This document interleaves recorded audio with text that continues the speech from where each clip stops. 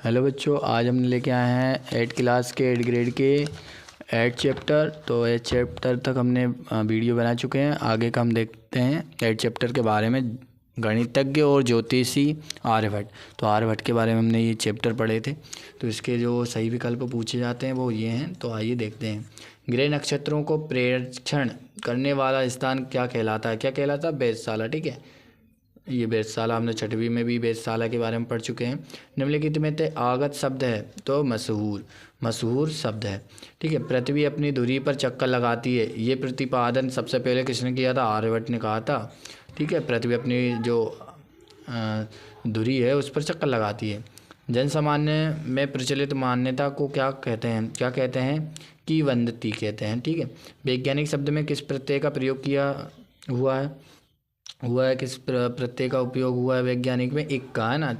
तो एक शब्द का जो इसमें आएगा प्रत्यय, मतलब पीछे जो शब्द लगते हैं उसे प्रत्यय कहते हैं और आगे जो शब्द होते हैं उसे हम उपसर्ग कहते हैं। फिर पृथ्वी अपनी धुरी पर खालिस्तान से खालिस्तान की ओर घूमती है। कहाँ से कहाँ तक घूमती है? तो ये आप बता सकते हैं। ठीक है, क्या क्या आएगा इसका? किससे कहाँ से कहाँ तक घूमती है? तो इसका हम आंसर देख सकते हैं, पश्चिम से पूर्व तक घूमती है। ठीक है, पश्चिम से पूर्व तक घूमती है, इसका आंसर हो जाएगा। अब आगे का इसमें देखते हैं। आगे देखिए, आगे क्या हो जाएगा? विरोधार्थी शब्द युग में लाभ के साथ खालिस्तान शब्द प्रयुक्त है तो क्या? हानि। ठीक है, लाभ के साथ क्या होता है? हानि। विरोध है उसका मतलब विपरीत है। आर्यभट्टीय पुस्तक की लिपि है कौन सी है? मलयालम। मलयालम में लिपि है। जैसे कि अपनी हिंदी कौन सी है? देवनागरी लिपि। इसी प्रकार ये जो आर्यभट्टीय पुस्तक है ये कौन सी लिपि? मलयालम लिपि है। ये हमने 6 क्लास में भी देख चुके हैं। देखो 6 क्लास में एक चैप्टर था जिसके अंतर्गत बताया गया था कौन सी लिपि है ना, ये सब आता था। ठीक है, आगे देखते हैं। ज्योतिषी विज्ञान का संबंध खालिस्तान से है तो किससे है? ग्रह नक्षत्र से है। जब चंद्रमा की छाया पृथ्वी पर पड़ती है तब खालिस्तान ग्रहण होता है तो चंद्र ग्रहण होता है, चंद्र ग्रहण हो जाता है। ठीक है, आगे देखिए, आगे कौन सा प्रश्न आ जाएगा इसमें? इसमें आ जाएगा, प्राचीन काल में चंद्र ग्रहण या सूर्य ग्रहण के लिए किसे उत्तरदायी माना जाता है? तो राहु नाम के राक्षस को उत्तरदायी माना जाता है। सचिन क्रिकेट खेलता है, बाकी में उद्देश्य और विदेश अटकल लिखी है तो उद्देश्य क्या हो जाएगा? सचिन है ना, क्या हो जाएगा? सचिन। और विदेह क्या हो जाएगा? क्रिकेट खेलता है। ठीक है, तो ये हो जाएगा। पाठ में आए सूर्य ग्रहण के उल्लेख के स्थान पर दूसरा उदाहरण के समकक्ष भौगोलिक घटना का हो सकता है? तो दूसरा उदाहरण है चंद्र ग्रहण। ठीक है, एक है सूर्य ग्रहण और एक होता है चंद्र ग्रहण।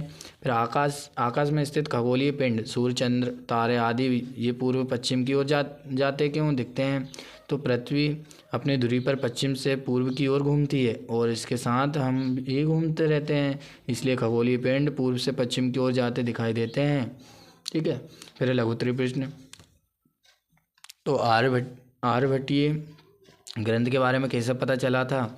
महाराष्ट्र के विद्वान डॉक्टर भाऊदाजी ने मलयालम लिपि में आर्यभट्ट की ताम्रपत्र पोथियाँ खोजी, फिर इनका विवरण प्रकाशित किया और विश्व जगत का इससे परिचय हुआ।